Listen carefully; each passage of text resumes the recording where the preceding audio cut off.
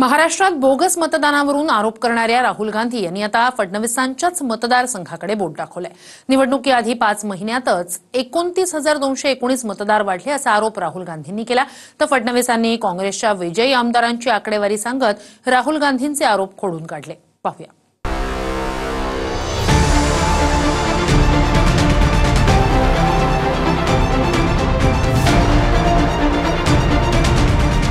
Bogus मतदानाचा आरोप करून राहुल गांधींनी आपला मोर्चा थेट मुख्यमंत्री फडणवीसांकडेच वळवला।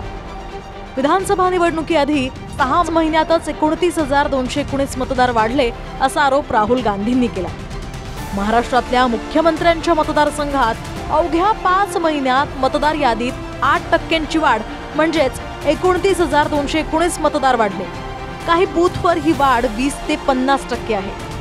तर काही बूथ लेवलच्या अधिकाऱ्यांकडून अज्ञातांनी मतदान केल्याचीही नोंद झालेली आहे। माध्यमांनी पत्ता नसलेले हजारो मतदार शोधले आणि तरीही निवडणूक आयोग गप्प आहे की सहभागी आहे। ही मतांची चोरी आहे, यावर पांघरुण घालणं म्हणजे कबुली जबाब आहे। म्हणूनच आम्ही मशीन रिडेबल डिजिटल मतदार यादी आणि सीसीटीव्ही फुटेज प्रसिद्ध करण्याची मागणी करत आहोत। राहुल गांधींच्या या ट्विटला मुख्यमंत्र्यांनी सुद्धा ट्विटनंच उत्तर दिलं आणि मतदार वाढल्यानंतर काँग्रेसचेही उमेदवार कसे जिंकले याचा लेखाजोखा मांडला। झूठ बोले कौवा काटे, काले कौवे से डरियो। राहुल गांधीजी मान्य आहे की महाराष्ट्रातला दारुण पराभव प्रत्येक दिवस वेदना वाढवतो, पण कधीपर्यंत हवेत तीर मारत राहणार? आपल्या माहितीसाठी सांगतो, महाराष्ट्रात असे 25हून अधिक विधानसभा मतदारसंघ आहेत जिथे 8%हून अधिक मतदार लोकसभा आणि विधानसभा निवडणुकीच्या दरम्यान वाढले आणि तिथे काँग्रेसही जिंकली। माझ्या दक्षिण पश्चिम मतदारसंघालाच लागून असलेल्या नागपूर पश्चिम मध्ये 7% मतदार म्हणजेच 27,065 मतदार वाढले आणि तिथे काँग्रेसचे विकास ठाकरे विजयी झाले। तर उत्तर नागपूरमध्ये 7% म्हणजेच 29,348 मतदार वाढले आणि तिथेही काँग्रेसचे नितीन राऊत जिंकले। पुण्यातल्या वडगाव शेरी या ठिकाणी 10% म्हणजेच 50,911 मतदार वाढलेत आणि तिथे शरद पवारांच्या राष्ट्रवादीचे बापूसाहेब पठारे जिंकले। तर मालाड पश्चिम मध्ये 11% म्हणजेच 38,625 मतदार वाढलेत आणि आपल्याच काँग्रेसचे असलम शेख त्या ठिकाणी विजयी झालेत। तिकडे मुंबऱ्यातही 9% म्हणजेच 46,041 मतदार वाढलेत आणि शरद पवारांच्या राष्ट्रवादीचे जितेंद्र आव्हाड त्या ठिकाणी जिंकलेत। मित्र पक्षांकडून नाही, पण किमान आपल्याच पार्टीचे असलम शेख, विकास ठाकरे, नितीन राऊत यांच्यासारख्या जुन्या सहकाऱ्यांना आपल्या ट्विटच्या आधी विचारणा केली असती तर बरं झालं असतं।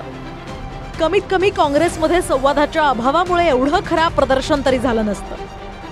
मला असं वाटतं की राहुल गांधीच्या म्हणजे डोक्यात फरक पडला जसं म्हणतो किंवा मानसिक त्यांची स्थिती गडबड झालेली आहे आणि ते ज्या प्रकारे आरोप करतात आहे, कधी एका विधानसभेवर नंतर दुसऱ्या विधानसभेवर एकाही बीएलओनी कुणीही या प्रकारच्या तक्रार झाले नाही। हे आफ्टर थॉट आहे। कुठेतरी हरल्यानंतर 4-5 दिवस 7 दिवस झाल्यानंतर यांची एक स्ट्रॅटेजी झाली की आता ही बघा, जर कोणता पक्ष हरला तर याच्या नेत्यावरती याचा सर्वस्व जबाबदारी येते। मग राहुल गांधीवर कुठेतरी याची एक नैतिक जबाबदारी येणार की ही निवडणूक राहुल गांधीच्या नेतृत्वात लढले आणि ती निवडणूक हरले। नागपूर दक्षिण पश्चिम मतदारसंघात देवेंद्र फडणवीस आणि काँग्रेसच्या प्रफुल्ल गुडधेंमध्ये थेट लढत झाली आणि गुडधेंनी मुंबई हायकोर्टाच्या नागपूर खंडपीठात फडणवीसांच्या विजयाला आव्हान देत आमदारकी रद्द करण्याची मागणी केली। 16 जूनला त्यावर सुनावणी सुद्धा झाली आहे। नागपूर दक्षिण पश्चिम मतदारसंघात देवेंद्र फडणवीसांना 1,29,401 मतं मिळाली, तर काँग्रेसचे प्रफुल्ल गुडधे यांना 89,691 मतं मिळाली। 39,710 मतांनी फडणवीस विजयी झाले।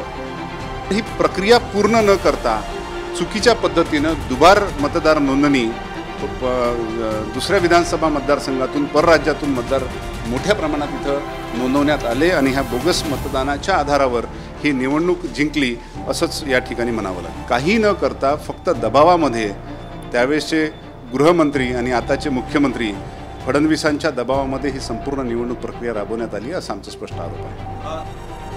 महाराष्ट्रात मॅच फिक्सिंग झाली असा आरोप राहुल गांधींनी याआधी सुद्धा केला, पण निवडणूक आयोगानं राहुल गांधींचे आरोप फेटाळले। तर वंचित प्रमुख प्रकाश आंबेडकरांनी सुद्धा 5 वाजेनंतर 76 लाख मतदान कसं वाढलं यावरून मुंबई हायकोर्टात याचिका दाखल केली। नियमबाह्य पद्धतीनं 76 लाख बोगस मतदान झाल्याचा आरोप प्रकाश आंबेडकरांचा आहे। त्यांच्या याचिकेवर सुनावणी सुद्धा पूर्ण झाली। आता 25 जूनला मुंबई हायकोर्ट निकाल देणार आहे। हे खरे राम भक्त अगर होंगे, कारण हे काँग्रेसचं पाप आहे भाऊ ईव्हीएम, आणि भाजपनं त्याचा वटवृक्ष केला आहे। हे जर पाप आमच्या हाती आलं नसतं देशात तर आज हे बोंबलाची गरजच राहिली नसती। कसं आहे, तेव्हा मोदीजी बोंबलत होते ईव्हीएमच्या विरोधात, आता राहुलजी बोंबलतात। असंच आहे ना, शेतकऱ्याचं विरोधात असले तर शेतकरी आणि सत्तेत असले तर दुसरेच मानकरी। महाराष्ट्रात विधानसभा निवडणुकीत महायुतीचा प्रचंड मोठा विजय झाला आणि महाविकास आघाडी 50च्या आत आली। या विजयाला सरकारकडून लाडक्या बहिणींची कमाल असं सांगितलं जातं। मात्र काँग्रेसकडून वारंवार बोगस मतदानाची शंका व्यक्त होतीये।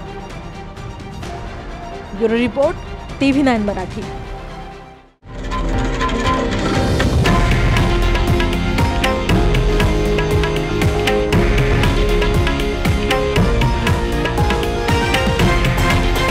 हे आहे देशातील नंबर 1 न्यूज नेटवर्क आणि आपण पाहत आहात TV9 मराठी, एकमेव।